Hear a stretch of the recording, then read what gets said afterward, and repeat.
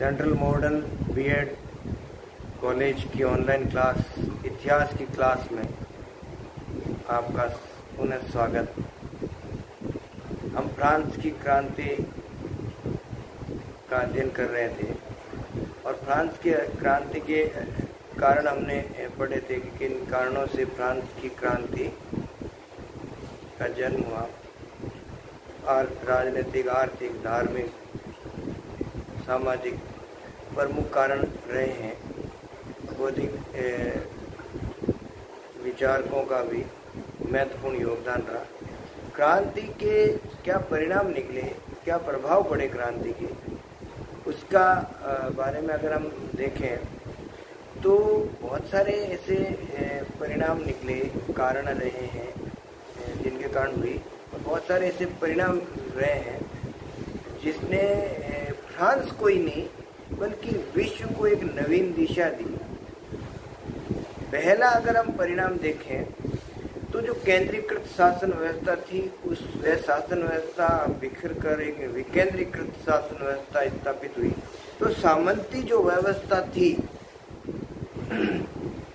जिसमें सामंतों को विशेष अधिकार थे, लुई चौदहवें के समय में से ये हम देखते हैं सामंतों की स्थिति को उसने नियंत्रित करने की कोशिश की, लेकिन अंततः हम देखते हैं कि सामंतों की शक्ति या विशेष अधिकारों का अंत सामान्यतः एक बड़ी उपलब्धि या परिणाम रहा कि उनके विशेष अधिकारों का अंत हो गया और उनके समान सभी को समानता के अधिकार प्रदान किए गए।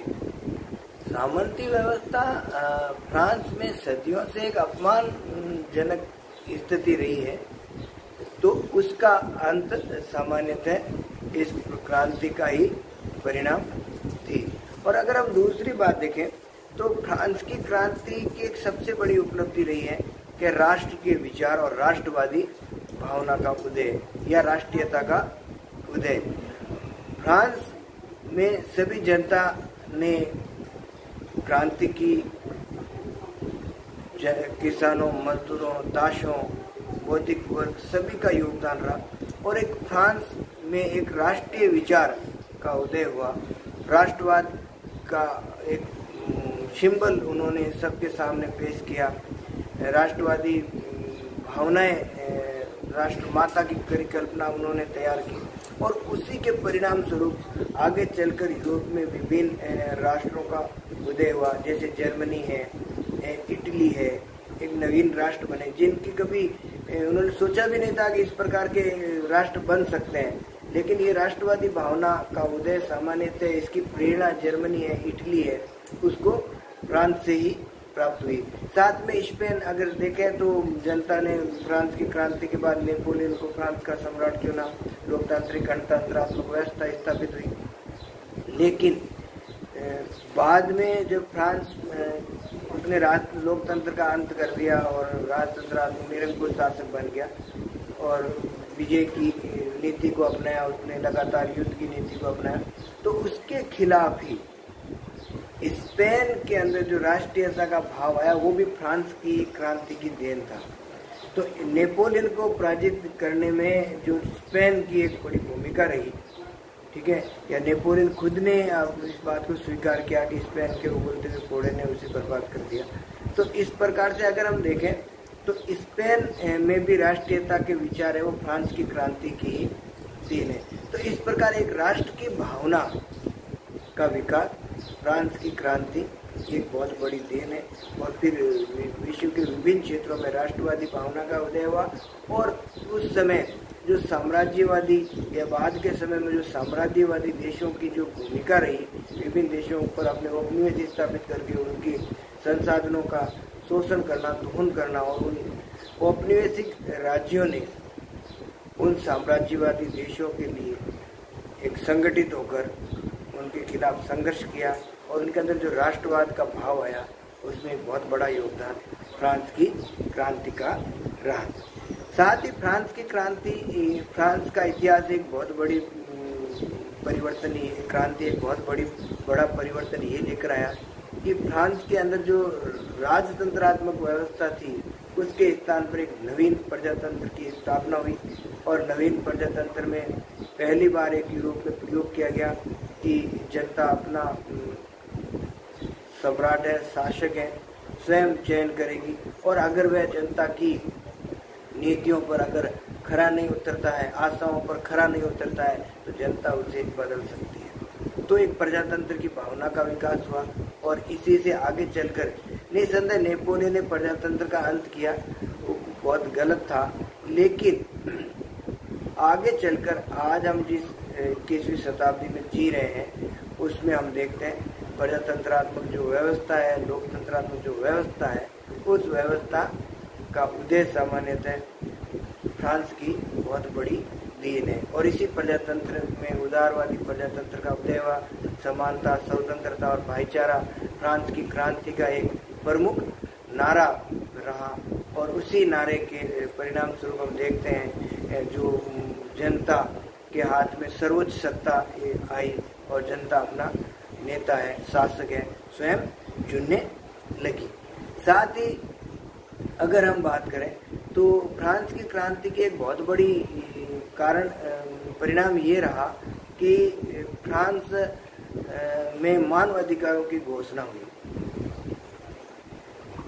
फ्रांस की क्रांति से पूर्व फ्रांस में जो समाज है सामान्य दो वर्गों में विभाजित था, एक अधिकार विहीन समाज और एक विशेष अधिकार प्राप्त समाज। तो पहली बार सभी को जीवन जीने का प्राकृतिक रूप से जन्म के साथ ही मानव के कुछ मूलभूत अधिकार हैं, वो अधिकार उसे मिलने चाहिए। तो प्राकृतिक अधिकारों की, मानव अधिकारों की घोषणा हुई जो सामान्यतः तत्कालीन समय में जो निरंकुश राजतंत्रात्मक या सामंतवादी व्यवस्था थी, उस व्यवस्था का अंत हुआ और मानव को समानता के स्तर पर देखा गया और आर्थिक रूप से, राजनीतिक रूप से समानता के भाव प्रारंभ हुए।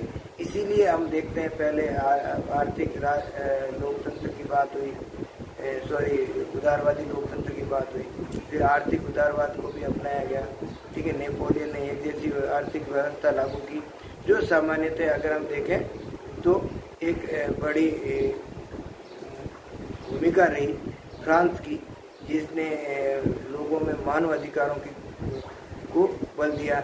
और 29 अगस्त 1789 का वो दिन जब मानव अधिकारों की घोषणा की गई, निस्संदेह बहुत बड़ी उपलब्धि रही और बाद के समय में विश्व के विभिन्न देशों ने इन मानव अधिकारों को स्थान दिया।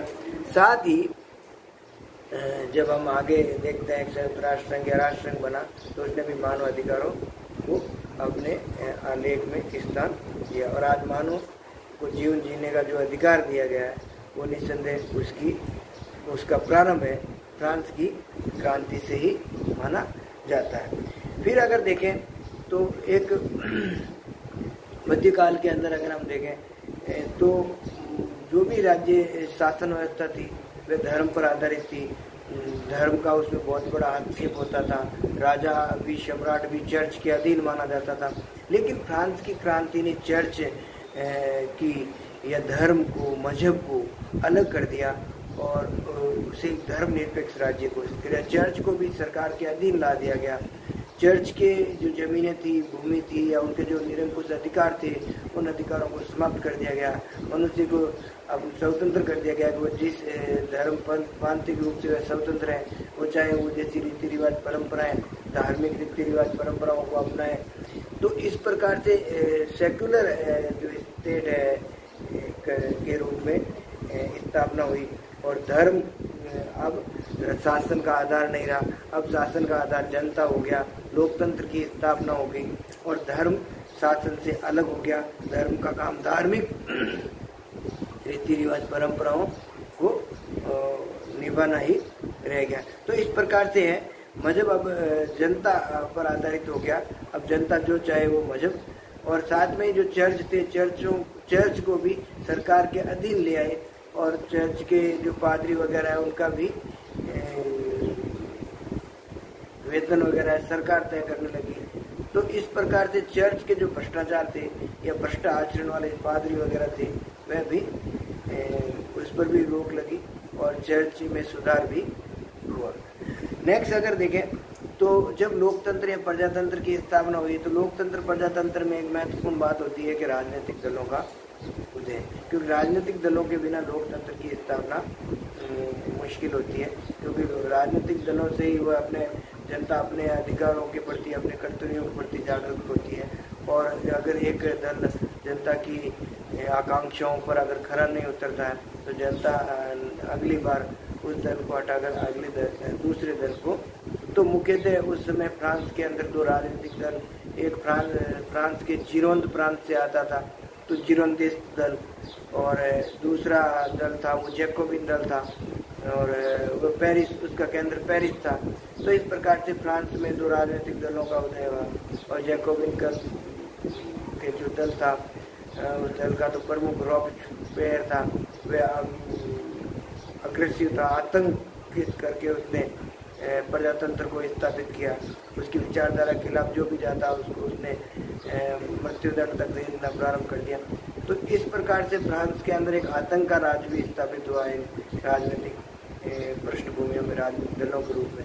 राजनीतिक दल अपने स्वार्थों के लिए, हितों के लिए राष्ट्र को भी नुकसान पहुंचा सकते हैं। तो इस प्रकार इसीलिए राजनीतिक दल अपने राष्ट्र से पहले अपने दल को समझते हैं, इसलिए अपने दल राष्ट्र के प्रति जो नीति होती है जो भी दल की, वह अपने रूप में उसे सही बताता है, और दूसरा दल उसे उसी नीति को गलत रूप में बताता है कि राष्ट्र के हित में नहीं है। फ्रांसीसी क्रांति का एक बहुत बड़ा परिणाम ये निकला कि समाजवाद का आरंभ हुआ। पहले जो विशेष अधिकार प्राप्त लोग थे और दूसरा वर्ग था वो विशेष अधिकार प्राप्त नहीं था, वह अधिकारहीन वर्ग था।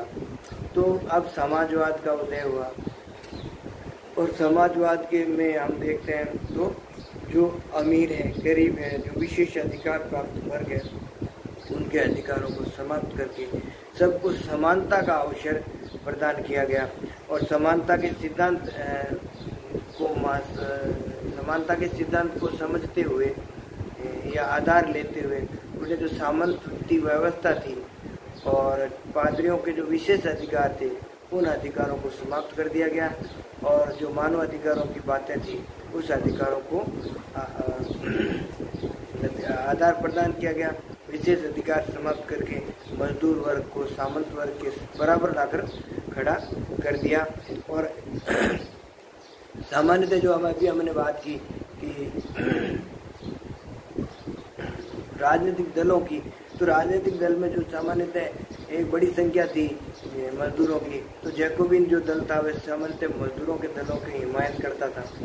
तो इस प्रकार से अगर हम देखें तो वर्ग संघर्ष भी प्रारंभ हुआ, लेकिन समाजवाद की स्थापना से वर्ग संघर्ष सामान्यतः अमीर और गरीब के बीच की जो खाइयाँ हैं वो दूर करने की बात थी। समाजवाद का अर्थ ही एक ऐसे समाज का आधार तैयार करना जिसमें आर्थिक या राजनीतिक समानता अधिक हो, विषमताएं कम से कम हो, जिससे किसी को विशेष अधिकार और किसी को अधिकारहीन जैसी परिस्थितियां ना हो, और सभी अपने आप को समान और राष्ट्र हित में।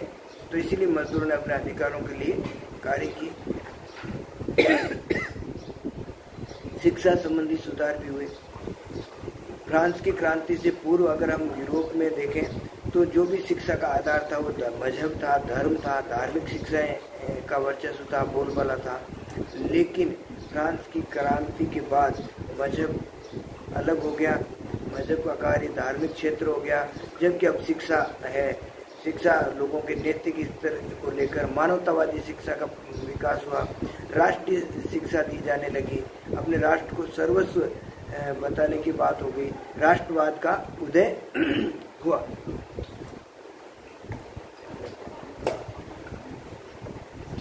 तो अब जो शिक्षा है उस शिक्षा में नैतिक शिक्षा है, अनुशासन है और राष्ट्रीयता का विशेष महत्व स्थापित हुआ। तो राष्ट्रीय शिक्षा यानी शिक्षा नीति में भी परिवर्तन आया। ये फ्रांस में ही नहीं, आगे चलकर ये विश्व के विभिन्न क्षेत्रों में इसका प्रभाव पड़ा और मजहब शिक्षा से हटकर अलग हो गया और नैतिक शिक्षा और वैज्ञानिक शिक्षा तर्क की शिक्षा उसका आधार बना। और आज हम देखते हैं विज्ञानवाद सबसे महत्वपूर्ण रूप से आगे बढ़ा, या जो वैज्ञानिक खोजें हुई उसमें धर्म से हटकर लोगों ने सोचना प्रारंभ किया। इसीलिए नवीन आविष्कार, नवीन तकनीक, औद्योगिक क्रांति और वैज्ञानिक युग का उदय हुआ। धार्मिक अंधविश्वास, आडंबर वाली स्थिति है वो समाप्त हुई। तो इस प्रकार से फ्रांस की क्रांति का एक बहुत बड़ा प्रभाव ये रहा कि शिक्षा के क्षेत्र में मूलभूत परिवर्तन हुए। धार्मिक शिक्षा के स्थान पर नैतिक, अनुशासन और राष्ट्रीय शिक्षा का को स्थान मिला। फ्रांस की क्रांति का एक बहुत बड़ा नारा था स्वतंत्रता, समानता और बंधुत्व। तो फ्रांस के सभी लोग भाई भाई हैं, सभी को समान अधिकार दिए जाए, समानता, स्वतंत्रता, बंधुत्व की जो नारा लेकर वो चले। तो क्रांति के बाद उन्हीं नारों को अपनाया गया और विश्व के सामने एक ऐसा मिसाल पेश की गई कि फ्रांस के सभी लोग समान हैं और समान रूप से उन्होंने स्वतंत्रता की बात की। स्वतंत्रता में समान अवसर, सुरक्षा की बात की, योग्यता के महत्व को बताया गया। विधि के समक्ष सभी समान है, कानूनी रूप से सभी समान है, ठीक है ना। तो समानता की बात, स्वतंत्रता की बात, वो अपने दल बना सकता है, अपने विचार रख सकता है। तो वो स्वतंत्रता और सभी को भाईचारे जैसी भावना का विकास एक बहुत बड़ी उपलब्धि रही फ्रांस की। और बाद के समय में विभिन्न देशों ने इन्हीं अधिकारों को अपने राष्ट्र में महत्वपूर्ण रूप से स्थान दिया, जिसके विभिन्न देशों में जो भी आगे चलकर क्रांति हुई या राष्ट्रवाद का उदय हुआ, उसमें स्वतंत्रता, समानता और भाईचारे का भाव फ्रांस की क्रांति एक बहुत बड़ी उपलब्धि रही है। और उसी के परिणाम स्वरूप विश्व में विभिन्न क्षेत्रों में स्वतंत्रता जैसे भाव उदय हुआ और साम्राज्यवाद पर प्रहार हुआ। अगर हम आगे देखें तो ये फ्रांसीसी क्रांति की एक बहुत बड़ी उपलब्धि ये रही, उदारवाद का जन्म हुआ। उदारवाद लिबरल शब्द से बना है और लिबरल का मतलब होता है आज़ादी। तो व्यक्ति की आज़ादी की बात हुई, स्वतंत्रता की बात हुई, तो उसमें लोकतंत्र को अपनाया गया। लोकतंत्र में सभी को समानता की बात की थी। तो राजनीतिक उदारवाद का प्रारंभ हुआ। राजनीतिक उदारवाद में लोगों ने ऐसी शासन व्यवस्था पर बल दिया जो शासन व्यवस्था सामान्यतः जनता के सहमति से बनी हो, जिसमें अधिक से अधिक जनता उसकी सहमति देती हो, वैसी शासन व्यवस्था जिसमें लोगों को समानता और स्वतंत्रता की। तो राजनीतिक उदारवाद की बात हुई। फिर इसी प्रकार से आर्थिक उदारवाद का भी अपनाया गया। आर्थिक उदारवाद में जो व्यापार वाणिज्य का विकास हुआ, पहले यही व्यापार वाणिज्य सामान्यतः अगर हम देखें तो विभिन्न देशों में अधिक से अधिक सीमा शुल्क लगाए जाते थे, प्रतिबंधित था। आबाद व्यापार है, निर्बाध रूप से एक स्थान से दूसरे स्थान पर वस्तुओं की आवाजाही नहीं थी, अलग अलग मुद्राएं थी। तो ऐसी स्थिति में अगर हम देखें तो आर्थिक उदारवाद का भी प्रचार प्रसार हुआ, जिसमें विभिन्न देशों ने मिलकर एक ऐसा आर्थिक संगठन बनाए। और ऐसे ही अगर हम देखें जोल्वेरिन शुल्क संघ था, और नेपोलियन ने इसमें और आगे बढ़कर विभिन्न राज्यों को मिलाकर एक इस प्रकार की आर्थिक नीति बनाई कि जिससे विभिन्न राज्य विभिन्न देशों में के साथ व्यापार कर सकें और मुक्त व्यापार का। इससे लोगों को, उपभोक्ताओं को सुविधा हुई और सामान्यतः वाणिज्य व्यापार वाणिज्य का विकास हुआ। और धीरे धीरे आगे चलकर आज देखते हैं अंतर्राष्ट्रीय जो व्यापार वाणिज्य का विकास हुआ, उसमें आर्थिक उदारवाद की महत्वपूर्ण भूमिका रही। साथ ही जो फ्रांस की क्रांति की एक बहुत बड़ी उपलब्धि रही, वो उपलब्धि ये रही कि राजतंत्र का अंत हुआ और प्रजातंत्र का आरंभ हुआ। तो लोकतंत्रात्मक या प्रजातंत्रात्मक व्यवस्था का आरंभ निस्संदेह फ्रांस का ही नहीं, विश्व की एक महत्वपूर्ण घटना थी। राजतंत्र का समाप्त होना और लोकतंत्र की स्थापना होना। फ्रांस एक प्रभुसत्ता संपन्न राष्ट्र बना और आगे चलकर इसी पर विश्व के विभिन्न क्षेत्रों में लोकतंत्र की स्थापना की बात की गई। और फ्रांस में जिस प्रकार से जनरल एडमिनिस्ट्रेशन बनाई गई, सभी को अधिकारों की समान अधिकार देने की बातें कही गई, और उसी रूप में हम देखते हैं आगे चलकर विश्व के विभिन्न क्षेत्रों में लोकतंत्र की स्थापना हुई और राजतंत्र का अंत हुआ। तो ये बड़े परिणाम रहे हैं लोकतंत्रात्मक व्यवस्था में कहें तो। जो आज हम लोकतंत्र व्यवस्था देखते हैं उसकी जड़ें कहीं ना कहीं फ्रांस की क्रांति से जुड़ी हैं। तो ये कुछ परिणाम थे जिसने फ्रांसीसी क्रांति ने इन परिणामों को जन्म दिया।